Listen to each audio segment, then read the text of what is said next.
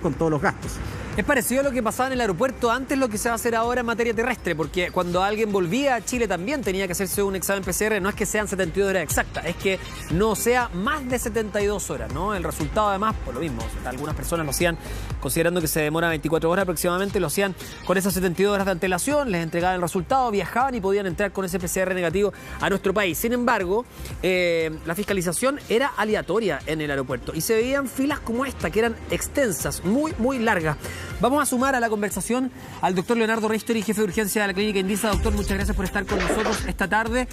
¿Está un poco más tranquilo con las medidas que toma la autoridad sanitaria, considerando que por otro lado vemos un nuevo triste récord, que es el día con más contagios en torno al coronavirus? Es decir, las medidas que toma la autoridad sanitaria me parecen absolutamente pertinentes a la situación que estamos viviendo, pero de ninguna manera puedo decir que esté más tranquilo. Estoy más esperanzado ya de que esto dé resultado, pero la situación actual no es para estar tranquila. Prácticamente en todos los servicios de urgencia están quedando enfermos hospitalizados que no tienen cupo en las unidades de hospitalización, particularmente en las UCI. De manera que el llamado es a que efectivamente estas duras medidas que tomó la autoridad sean respetadas y la gente entienda de una vez por todas que estamos viviendo una situación muy difícil para los pacientes que están llegando a nuestros servicios de urgencia. Sí, respecto a eso, doctor, es complejo cuando no se genera conciencia, cuando vemos que de igual manera ayer pillaron a no sé cuántas personas en un motel, cuando existen las fiestas clandestinas. La verdad es que todavía tenemos inconsciencia de parte de algún grupo de la población. Me gustaría no decir que son la mayoría, ¿no? Porque hay muchos que, por supuesto, se cuidan.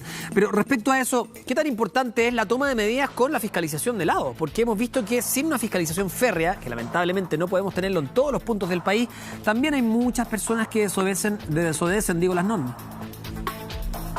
Sí, efectivamente así es. La verdad de las cosas es que las medidas son adecuadas, son oportunas, ojalá incluso algunas hubieran sido antes, pero todo esto requiere también de un buen nivel de comprensión y de que la población asuma, digamos, de adherencia de la población a estas medidas, porque lamentablemente no podemos tener un fiscalizador por cada chileno.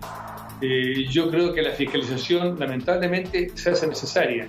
Sería deseable que no fuera necesaria, pero lo es, porque todo el mundo ha encontrado una muy buena razón para burlar estas medidas, y las imágenes que veíamos en este momento de la enorme cantidad de vehículos que están viajando aparentemente por muy buenas razones, no se condice con la realidad. Yo no creo que haya tantas actividades esenciales en Santiago y en el país en general como para justificar esa cantidad de vehículos que se están controlando en este minuto. Ahora, esto se suma, es extraño, ¿no? Porque además no muchos respetan el horario de los permisos. El permiso de libre circulación dice 2 horas, probablemente sacan el permiso, pero si se atrasan más. Ayer lo veíamos, solo por poner un ejemplo, doctor, que nos llama la atención. Claro, no se tomó la determinación probablemente correcta. Veamos las filas frente al pago o al último día del pago de los permisos de circulación. Una fila gigantesca en las plantas de revisión técnica, y luego había que cruzar a pagar el permiso. O sea, si empezamos a ver eso, aquí la tasa de contagio, por supuesto, puede subir cuando hay ese tipo de aglomeraciones. Claro, bueno, esta costumbre de dejar algunas cosas para última hora también atenta contra la salud de la población en este caso. Fíjense que nosotros hemos detectado, por ejemplo, que en las consultas médicas se piden horas. La clínica envía entonces un comprobante que hay una hora dada y el paciente nunca llega, porque utilizaba el comprobante para salir a pasear a otras partes, digamos. Claro. ¿Ya? Entonces, esta fiscalización mucho más férrea, en la cual incluso se fiscaliza el trayecto que está haciendo la persona para saber si efectivamente está yendo donde dice que tiene que ir, yo creo que es oportuno y lamentablemente necesario. Sí, estamos revisando imágenes, nos acompaña el doctor Leonardo Ristori de la Clínica Indisa. Arriba, en la ruta 68, un taco gigantesco, y también estamos en el aeropuerto Pudahuela y está Guillermo Tupper con pasajeros que vienen llegando a un vuelo, tengo entendido, de Lima, Guillermo, ¿no? Así es, Humberto, estamos aquí con Leonel, un chileno residente en Lima que viene aterrizando y se encuentra con la noticia de que se cierran las fronteras. Sí. Leonel, ¿qué te parece a ti esta medida y cómo te afecta a ti en lo personal? Mira, yo encuentro que las medidas, mientras más serias sean, son buenas. Todo esto de que se haga cuarentena y que tengas que ir a un hotel, independiente del costo que es alto, como te decía hace un rato, es bueno, porque con eso evitas que que entre el virus. Pero el hecho de cerrar totalmente la frontera y por tanto tiempo, porque me acaban de decir que son 30 días, te complica mucho. Yo tengo trabajo en Lima y si no puedo retornar ahora son 30 días con la empresa ahí a media. ¿Te das cuenta? Entonces eso es lo complicado. ¿Cuál es el motivo de tu venida a Chile? Bueno, yo vengo ahora porque el dueño de la empresa está acá. Vengo a ver esos temas, vengo a ver a mis hijos y vengo por el tema también de la vacuna. Aprovecho de vacunarme. Pero evidentemente esta medida te complica, o sea, te obliga a quedarte por lo menos un mes acá en Chile. Exacto. Sí, yo pensaba estar unos días nada más, volver y luego volver en mayo, pero estar aquí 30 días sí me complica por el tema del trabajo. Te quería preguntar por el tema de los hoteles de tránsito que, bueno, han sido muy cuestionados por mucha gente, ya sea por el precio o por las dificultades para hacer estas reservas. ¿Cómo ha sido tu experiencia en ese sentido? Sí, mira, con esta empresa que pertenece a Security, como te comentaba, tú das los datos, pero ellos te dicen que te van a llamar. Conmigo nunca pasó, nunca me mandaron un correo ni nada. Y en el tema de coche te presentan los hoteles, pero tú vas intentando entrar y está ocupado, entonces va subiendo, te ponen mínimos de 250.000 pesos, pero cuando vas a pagar te sale 500.000 pesos, que eso fue más o menos lo que tuve que pagar yo, 400, casi 500.000 pesos. Harta plata, pues, mucha plata. ¿Cuáles son los próximos pasos? Es mucha plata, sí. Y te quería preguntar, bueno, tú ahora vas a un hotel de tránsito por 5 días y después tienes que completar la cuarentena en otro lugar, ¿no? Exacto, yo alquilé un departamento y eso va a significar que tengo que aumentar los días de alquiler de departamento con el aumento de costo también. ¿Qué te parece este nivel de costos? Exagerado, sí, mucho. Está bien que haya costos, Guillermo, para que tú pienses bien si vas a viajar o no, pero cuando tienes que hacerlo, la verdad es que los costos son exagerados. Muchas gracias, Leonel. Bueno, ese fue el testimonio de un chileno residente en Lima que viene llegando justamente, Humberto, y se encuentra con esta noticia, que está el cierre de fronteras y no va a poder regresar a su trabajo en un buen tiempo. Sí, como contraparte tuvimos hace algunos meses también cuando llega una variante a nuestro país, que la subsecretaria tiene que salir diciendo que todas las personas que habían viajado en un vuelo tenían que dar registro, ¿no?, de su paradero, dónde estaban, de qué habían hecho, porque podía haber sido uno de los contagiados. La verdad es que es muy complicada esta situación. Yo entiendo, es carísimo, ¿no? Es carísimo cuando uno tiene que pagar un hotel, costear un hotel, pero esto tiene que ver con que si no es realmente imprescindible, el viaje no se tiene que realizar, porque de una u otra manera ya es muy tarde cuando las personas podían llegar al lugar o a su destino final y tenían 24 horas para hacerlo. Eso es lo que ocurrió precisamente con la persona que estaba contagiada, que terminó yendo al sur y que, por supuesto, se expandió esta variante sobre nuestro país. Volvemos con Daniela Muñoz, que se encuentra en la ruta 68. Dani, se aprecia un taco gigantesco, o sea, definitivamente están parando a todos los autos que tratan de volver a la región metropolitana. Así es, Toti. Mira, lo decíamos hace un ratito, tú hacías una pregunta en relación a qué vehículos estaban parando específicamente en esta ruta 78 en dirección a Santiago. Lo decíamos hace segundos atrás, estaban parando, Toti, solamente a los camiones. O sea, en este caso estaban dejando a los camiones y estaban parando a los vehículos particulares. El taco es gigantesco, en este caso son 3 pistas las que hace un ratito atrás, antes de la 1 de la tarde, estaban habilitadas para que todos los vehículos particulares, también camiones, siguieran en dirección a la capital, a la región metropolitana. Pero ¿qué pasa? Que hay 2 de ellas que fueron completamente cerradas e incluso ahí, Chadney me ayuda, en la cámara se dispusieron de estos conos naranjos. ¿Qué hacen finalmente? Cumplen la función de división. En este caso, las 2 pistas hacia el sur son las que están apostadas, en donde, Toti, se van frenando a todos los vehículos particulares, y solamente la que está a la izquierda es donde está habilitada para que pasen los camiones. Ahora bien, Toti, nos decían de que todo camionero que venga con un acompañante va a ser fiscalizado.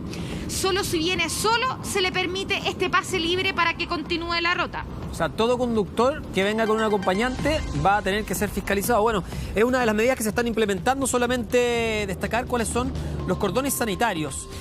Hay cordón sanitario en la tenencia de carreteras de Paine, en la tenencia de Curacaví, en Melipilla, Lampa y Colina. Son los cordones sanitarios habilitados en la región metropolitana. A partir de la 1 de la tarde, como nos contaba Daniela, lo que ocurrió aquí es que, como viene Semana Santa, hay muchos que dijeron, bueno, vámonos antes, no nos para nadie, no hay problema. Bueno, pero lo cierto es que ante este adelanto, al anuncio de adelanto de las 5 de la tarde a la 1 de la tarde, evidentemente hay muchos que no van a poder realizar esos planes, que era la idea, ¿no? Quedarse en sus casas.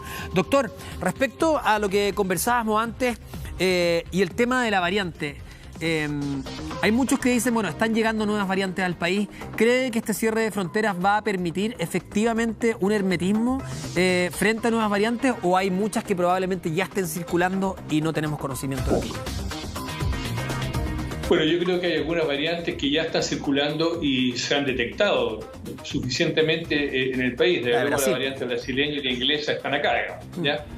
Ahora, si aparecen nuevas variantes, la esperanza es que con este cierre de fronteras no lleguen.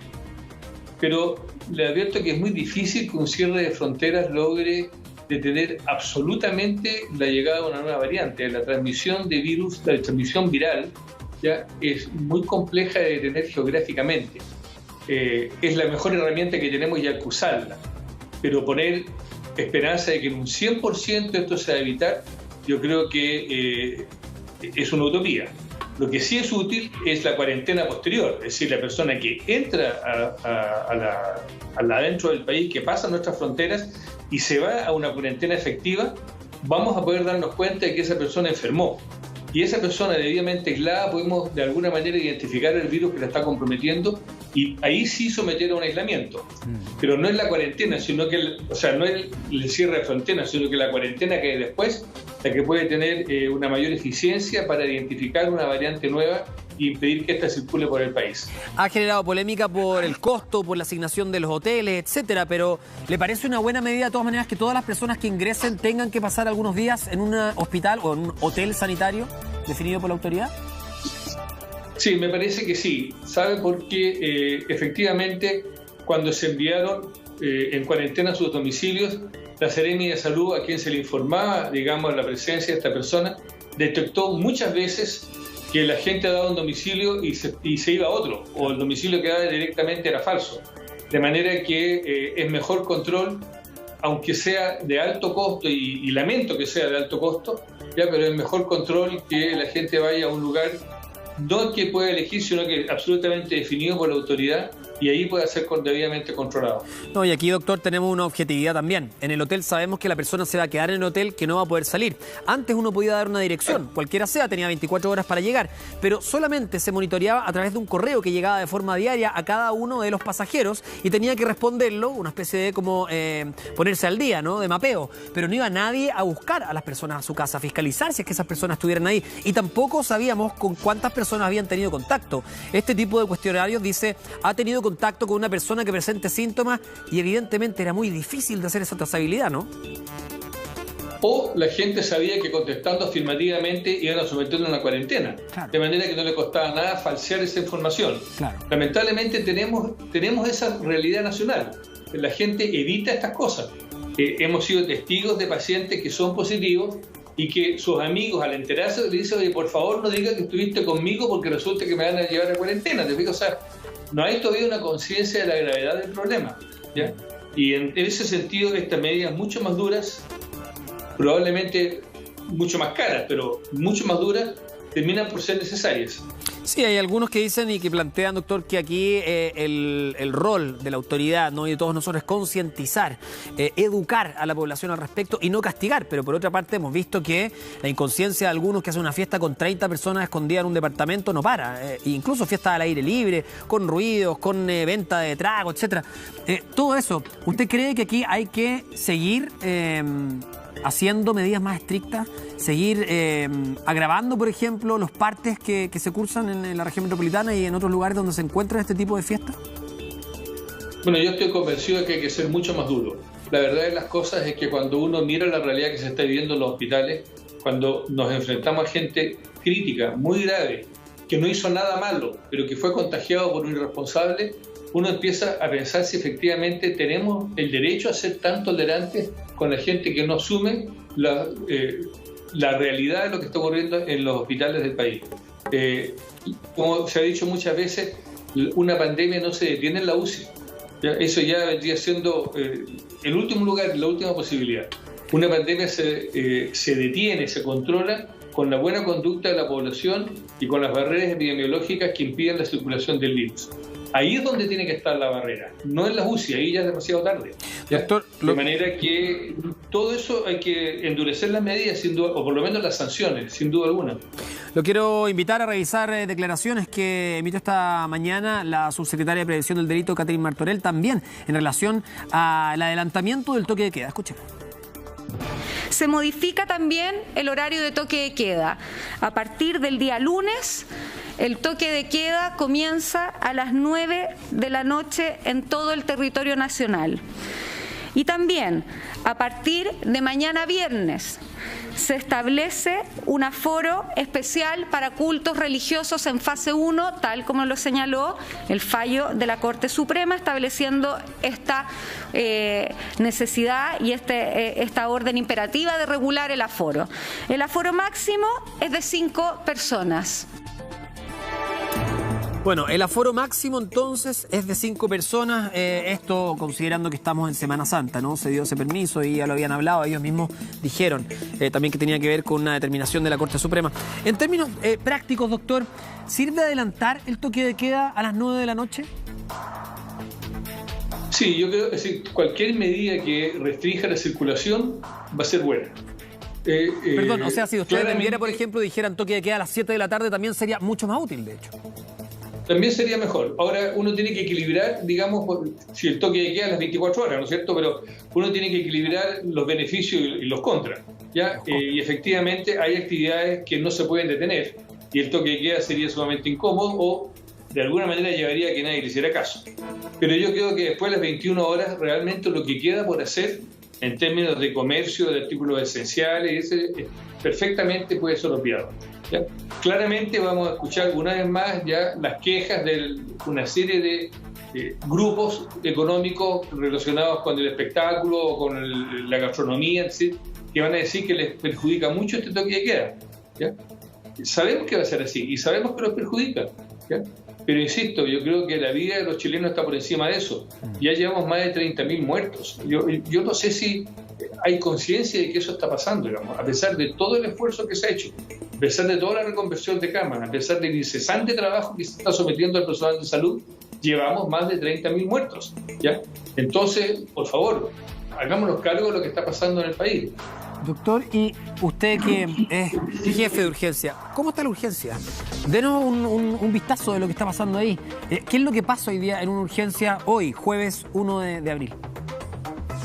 En este momento ya tengo en mi servicio de urgencia, el servicio de urgencia que yo dirijo, no es que sea mío, ya tenemos en este momento 6 pacientes COVID positivos hospitalizados a la espera de cama. Y por el WhatsApp que compartimos todos los jefes de urgencia de la región metropolitana, le puedo decir que están todas las clínicas en la misma situación, algunos con más pacientes aún, incluso con pacientes en ventilación mecánica en el servicio de urgencia, lo que no tiene, o sea, tiene que ser necesariamente una situación muy transitoria. Pero cuando no hay camas en la UCI, cuando no hay camas en la unidad de cuidado intermedio, los pacientes se empiezan a quedar en urgencia con 2 situaciones que son muy malas. Una, que la atención al servicio de urgencia claramente no es la que el paciente requiere, ¿ya?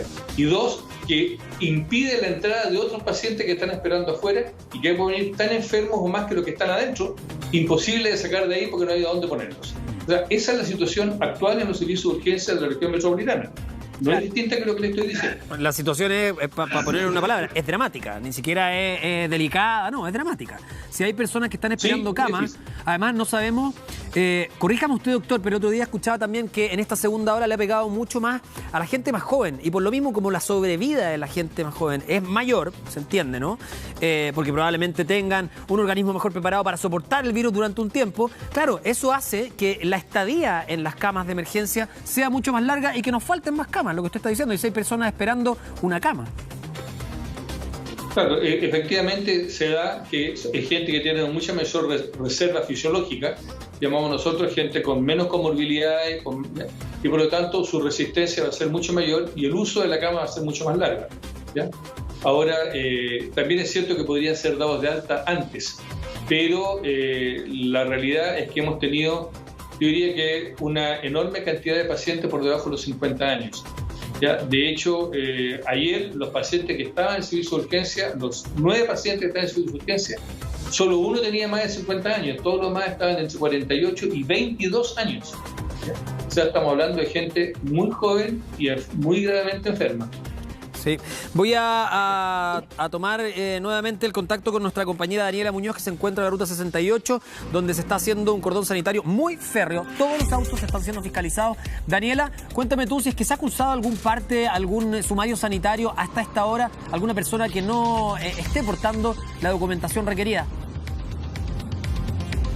Sí, mira, la verdad, de solo mirar las caras, Tito, y quiero ser súper sincera, hay caras de cansancio. Hay gente que no se esperaba, en este caso, que el control sanitario iba a adelantarse 4 horas y quizás no estaban dispuestos a realizar un taco. Mira, quiero poder conversar con alguien rapidito, a ver si le puedo hacer una seña para hacerle una pregunta súper chiquitita.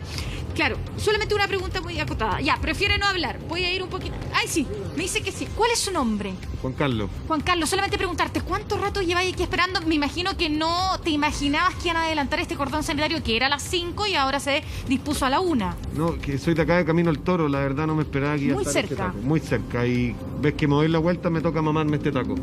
¿Y es cosa de todos los días? Ahora último, sí, no sé si todos los días, pero bastante. ¿Cuánto poco. rato se demora? Claro. Lo veo en tu cara, está como un poco disgustado también. Hasta acá con el taquito famoso, hasta acá. Pero ¿te parece bien, me imagino, el protocolo también que se hace COVID, que la gente no salga de Santiago o que se esté controlando? Súper de acuerdo, súper de acuerdo. De hecho, está viniendo mucha gente a Curacaví, llega gente contagiada, se viene a descansar a sus parcelas, se esparce el virus por todos lados. Estamos mal ahí. Claro, muchísimas gracias, Juan Carlos. Mira, te vamos a dejar, nosotros vamos a caminar con cuidado acá. Nos vamos a mover un poquito más al medio para tener sumo cuidado. Tuti, con respecto a la pregunta que tú hacías, si hay personas que han sido devueltas, en este caso, a la costa, porque recordemos que esta ruta 68 va en dirección a la región metropolitana. Nos decía Carabineros y también Seremi de que sí habían sido devueltas varias personas que no contaban con su salvoconducto o que incluso querían pasar desapercibidos, por decirlo así, mostrar no la cantidad suficiente de documentos e ir a vacacionar posiblemente jueves, viernes, sábado, domingo, fin de Semana Santa, Toti. Sí, si aquí también se puede ir más tiempo. Sí, eso es lo que hace que esta situación sea compleja, porque estamos en un mundo nuevo, con teletrabajo. Entonces hay personas que, bueno, evidentemente algunos decidieron hace mucho tiempo cambiar su residencia para cuidarse, en fin, hay que ver caso a caso, pero también hay muchos que dicen, bueno, me voy el martes, da lo mismo, el cordón sanitario, vuelvo el otro martes o vuelvo el lunes. Si total se puede hacer teletrabajo, pero claro, la idea es cuidar además los servicios de urgencia. Doctor, corríjame usted también, hay lugares, hay localidades donde los servicios de urgencia no tienen cama, o sea, tienen que ser derivados inmediatamente a otro lado, están habituados a contar con una población, que es la que ellos manejan, pero si hay una sobredemanda, ¿no?, de personas que se van a quedar el fin de semana, basta con que algunos se contagien, como lo que vimos a fin de año, por ejemplo, en estas fiestas que se hicieron clandestinas en la comuna de Zapallar, y ahí que a las cobas los servicios de urgencia. Bueno, efectivamente hay una gran cantidad de localidades menores que tienen un SAPU. El SAPU es un servicio de urgencia que no tiene cama de hospitalización. O sea, allí se trata la mayor cantidad, y es un porcentaje muy importante, de patología que puede ser ambulatoria. Pero si se identifica un paciente que requiere hospitalizarse, necesariamente tiene que ser trasladado a un servicio de urgencia formal de un hospital o clínica. Sí. ¿Ya? Y se van a encontrar con que la ambulancia va a llegar allí y no va a tener dónde dejar al paciente, digamos. De manera que efectivamente las localidades más pequeñas, como muy bien ha dicho por lo demás la autoridad sanitaria, tienen que ser protegidas de nosotros, las comunidades mayores, digamos, porque su capacidad, su instalación sanitaria es mucho más precaria. Daniela, te veo conversando ahí con... Perdón, te tenemos ahí conversando con más automovilistas que te cuentan. Sí, es que Tuti, mira, la gente está molesta porque, mira, me voy a dar la vuelta, te voy a pedir, Chande, que me puedas acompañar. Hay una persona que dice que va en la tercera fiscalización, como tercer cordón sanitario. Si usted nos puede explicar, viene la región de Valparaíso, va a Santiago, pero me decía, estoy chato. ¿Por qué? Lo que pasa es que, mire, todos trabajábamos en una empresa de aseo ahí en Valparaíso y resulta que ya salimos a la 1:30. Y ya tenemos un control afuera del Congreso. Entonces, este es el primer control afuera del Congreso. ¿El segundo dónde es? En Curauma. Y andamos con todos los papeles, entonces encuentro que es inútil que los pasen. Uno ya bien, dos está bien. Pero ya este el tercero, imagínense, son las 4 de la tarde y salimos. O sea, entre cordones y viaje, un viaje que puede ser de 1 hora y media, máximo 2, ya llevan 4 horas. 4 horas y aquí tenemos 1 hora más porque estábamos ahí, ya traímos 45 minutos. En esta fiscalización, por ejemplo, ¿cuánto llevan acá en este punto? Aquí de ahí un poquito más, 1 hora. Más de 1 hora, sí, de ahí de la... Más de 1 hora, Daniela. 500 metros, 1 hora. Por eso, Toti, súper importante, por ejemplo, compañeros de trabajo de esta fábrica que llevan más de 4 horas con 3 fiscalizaciones distintas. Sí, sería interesante que existiera algún sistema, no sé cuál, demostrar algo para que los autos que tienen ya esas fiscalizaciones encima puedan pasar y no se transforme en esta fila gigantesca, considerando que hay personas que efectivamente realizan labores esenciales. Vamos a volver al aeropuerto, volvemos contigo en cualquier minuto, Dani. Guillermo Tupper se encuentra ya con más pasajeros, Guillermo. Así es, Humberto. Estamos aquí con Oger, un chileno residente en Brasil que viene recién aterrizando y se encuentra con esta noticia del cierre de fronteras. Cuéntame, Oger, ¿qué te parece esta medida del gobierno y cómo te afecta a ti en lo personal? Bueno, la verdad que me afecta el hacer cuarentena, porque obviamente yo vengo de un viaje de placer y termino yendo a un hotel sanitario, que la verdad, yo ando con mis pequeños, igual es incómodo, cambia todos nuestros planes en realidad. Sí, agradezco que al menos tuvieron la condescendencia de que fuera gratis porque nos querían cobrar todo, desde el PCR hasta la estadía. Lo que sí, el cuento de la espera es demasiado largo, o sea, nos tuvieron 3 horas y media en un lugar donde no había ni siquiera una silla, había gente adulta, niños pequeños. Tuve que pedirle a la misma autoridad sanitaria que atendiera a una señora mayor a la cual no la tenían ni considerado. Así que eso yo encuentro que está súper malo, en verdad. Y que cierren fronteras, no sé, a mí parece encuentro que una exageración. Porque de Brasil se decía muchas pestes, que estaba todo pésimo, que era como Brasil está en un colapso sanitario y... Es que depende del lugar donde va, pues, o sea, funciona depende mucho como eso. toda sociedad, que tenés que usar tu mascarilla, medidas como corresponden, pero nada más que eso, en verdad. Me dice Humberto del estudio y también es cierto que depende mucho del lugar donde Sí, estés, pues, distinto ¿no? río que Manao. Claro, sí, es cierto. Florianópolis, como es una isla, obviamente está un poquito más aislado también. Y bueno, se cuida el turismo, o sea, ellos igual toman todas las medidas. Tú entras igual que aquí en Chile, te tienes que echar alcohol gel, te toman temperatura, distanciamiento.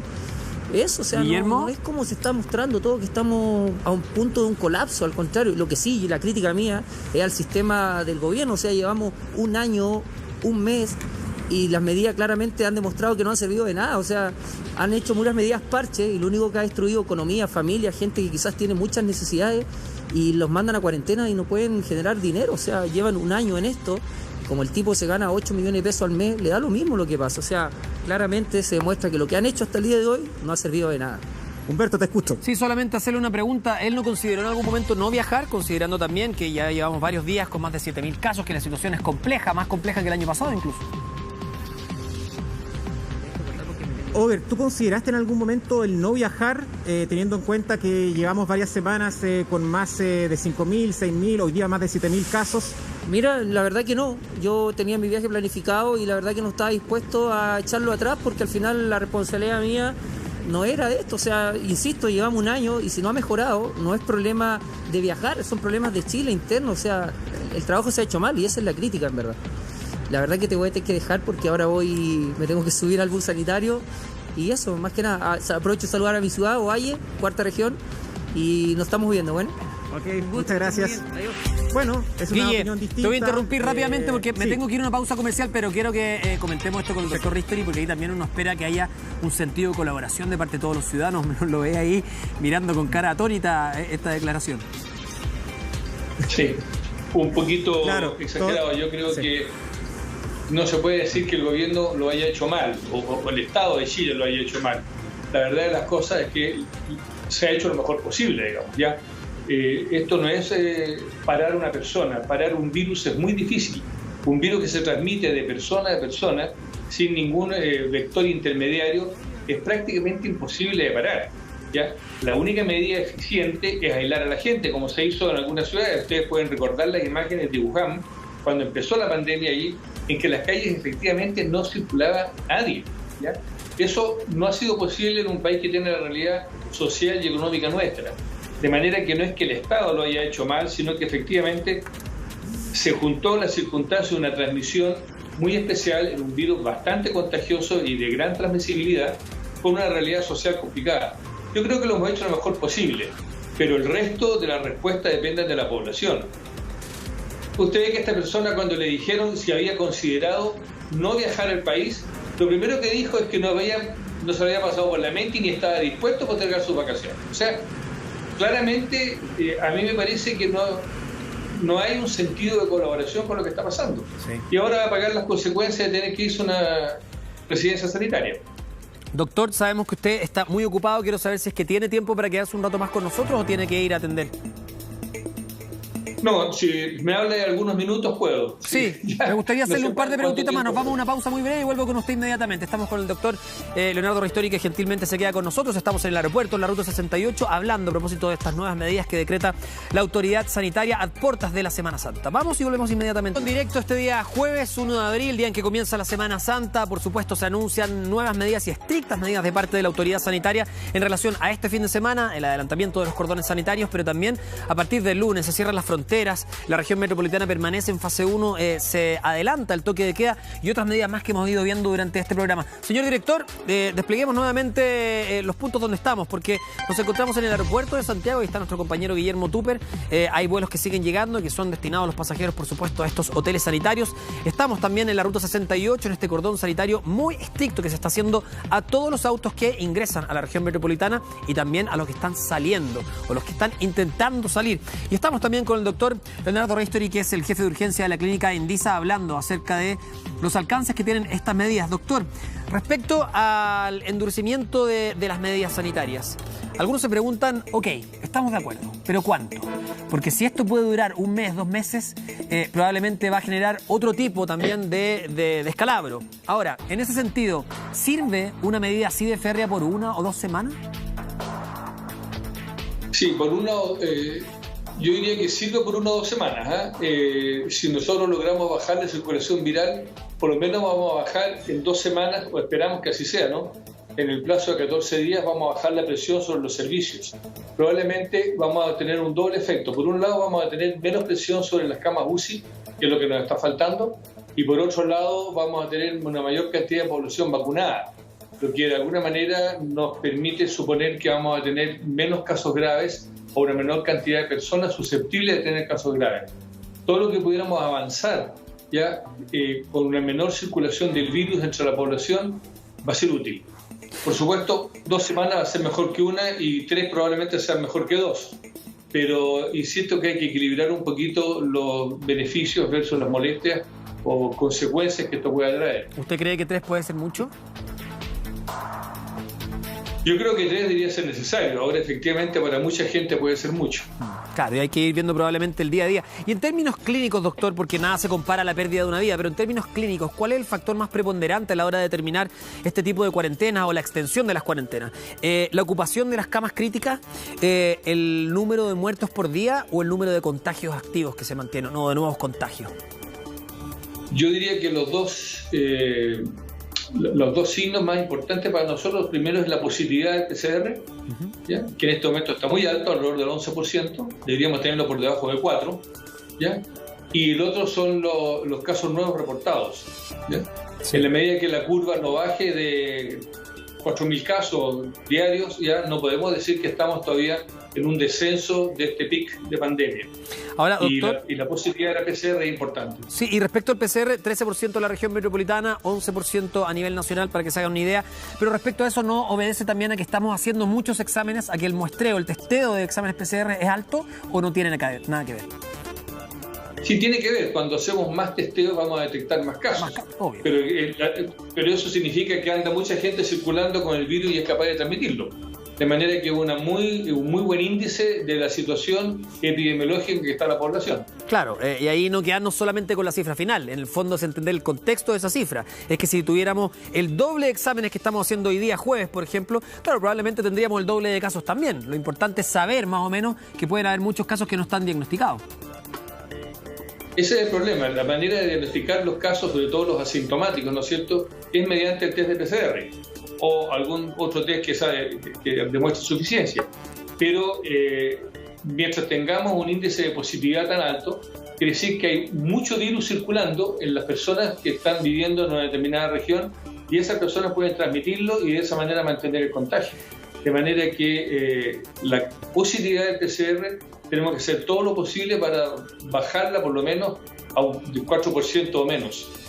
si mantenemos esta tasa de vacunación que estamos teniendo hasta el día de hoy, también es un factor que nos puede ayudar a aplacar un poco la curva, ¿no? No, la vacunación hasta ahora lo que va a impedir es que la persona haga cuadros muy graves. Yeah. Lo más probable ya es que la persona, o lo que se ha estudiado, digamos, como positivo, es que las personas que tienen, en el caso de la Sinovac, la doble dosis, hacen cuadros que son mucho más leves, que pueden pasar en la casa y que no requieren de hospitalización.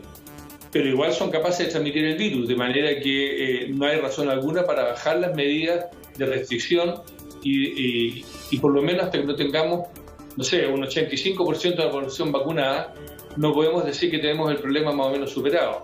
Sobre ese porcentaje, posiblemente la gente que se contagie va a ser un cuadro muy leve. Pero no es que hayamos derrotado el virus y que podamos decir que salió del país.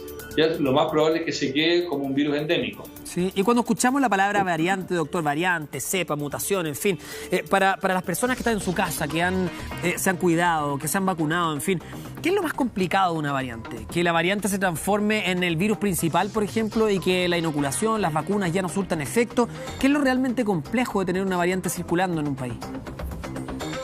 Dos cosas. Primero, la variante no conocemos bien su conducta.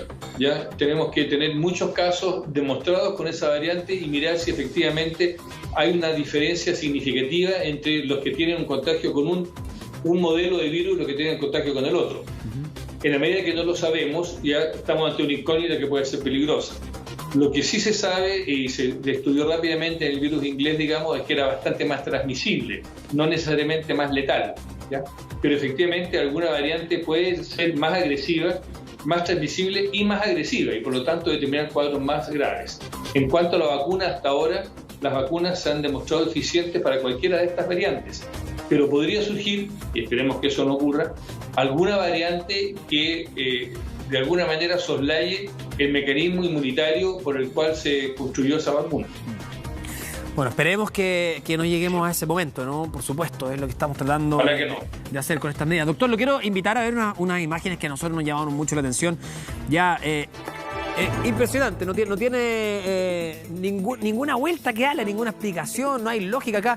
Un motel, 15 personas detenidas, 15, no había uno que estuviera solo en una pieza, 5 parejas, pero más incluso, porque además estaban los administradores, algunos trabajadores. Pero aquí esto no se entiende y aquí también hay que hablar de qué es un trabajo esencial, qué no es un trabajo esencial, pero me imagino que a usted ve estas imágenes, igual que las fiestas clandestinas, doctor, le dan ganas a usted de ir a cursarle el parte. Mire, yo en general voy a esperar que el parte lo curse la autoridad competente. Lo más probable es que a mí me fuera mal, digamos, sobre todo en lugares como ese. Pero la verdad es que, no sé, insisto en que el llamado a la responsabilidad de la gente todavía no ha dado el efecto que... Estoy claro que es una minoría, ¿eh? Yo diría que la mayor parte de las personas sabe lo que está pasando y hace todo lo posible por cumplir. Todo lo posible por cumplir. Pero basta un grupo pequeño que no cumpla para que mantenga esta transmisión hacia personas que efectivamente sí cumplieron. ¿Ya? Y yo encuentro bastante lamentable, digamos, que todavía la autoridad sanitaria tenga que escuchar denuncias e intervenir fiestas clandestinas, reuniones en hoteles o matrimonios, en fin, sí. Incluso algunas actividades religiosas que superan el aforo en que hay mucha gente reunida. Ojalá no pasara, lamentablemente está ocurriendo. Y acá uno tiene estas imágenes y entiende, porque uno puede hablar de un motel, claro, se puede prestar para la broma. Lo cierto es que es un negocio que es legal, que se pagan impuestos, patentes, etcétera, que además tienen o ofrecen empleo a distintos trabajadores. Uno entiende la situación crítica y por lo mismo también durante esta semana hemos venido conversando con autoridades, con diputados, etcétera, de cómo esto tiene que ir apalancado de medidas de inversión de parte del Estado para que los chilenos puedan subsistir, por supuesto, porque después de un año se hace muy, muy duro para las distintas familias. Hemos hablado del tema de la salud mental también, pero esto es otra arista que también hay que seguir tocando. Pero se hace muy duro seguir subsistiendo, tratar de sobrevivir a esta pandemia después de un año con medidas súper restrictivas como esta. Ahora, la salud manda y es lo que tenemos que hacer todos, cuidarnos. Doctor Ristori, le quiero agradecer su tiempo, su gentileza, haber estado con nosotros largo rato en este Contigo en Directo para aclararnos varios puntos. Que le vaya muy bien, a cuidarnos y esperemos que, por supuesto, disminuya la ocupación de las camas UCI en el país por el bien de todos nosotros. Sí, ojalá así sea. Yo le agradezco también la posibilidad de transmitir estas cosas y el llamado a que se cuiden mucho, ustedes y todos los que nos están escuchando, ojalá. Gracias, doctor. Un abrazo. El doctor Leonardo Ristori, el jefe de urgencia de la clínica Indisa, con nosotros. Nos vamos a ir a una pausa. Estamos en el aeropuerto, estamos en la ruta 68. Al regreso vamos a estar con nuestra compañera Daniela Muñoz conversando con el comandante Emilio Taisidor, que nos va a contar un poco qué es lo que se está haciendo con esta férrea fiscalización en las carreteras. Volvemos de inmediato con más Contigo en Directo acá en Chilevisión.